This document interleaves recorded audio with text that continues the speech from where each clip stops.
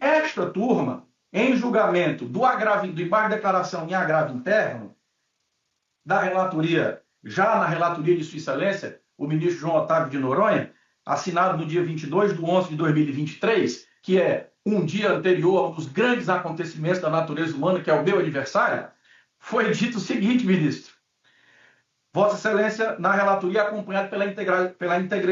inteireza da turma, é assente o atendimento desta Corte no sentido que o ajuizamento da ação anulatória de arrematação de imóvel em acta submete-se ao prazo decadencial de 4 anos contado da carta de expedição de arrematação. Agradeço, doutor Roy, parabenizo pela confiança de autossaudar o seu aniversário, sustentação oral, e convoco o doutor Augusto César Pereira da Silva para falar pelo recorrido José Tupinambá da Frota. Qual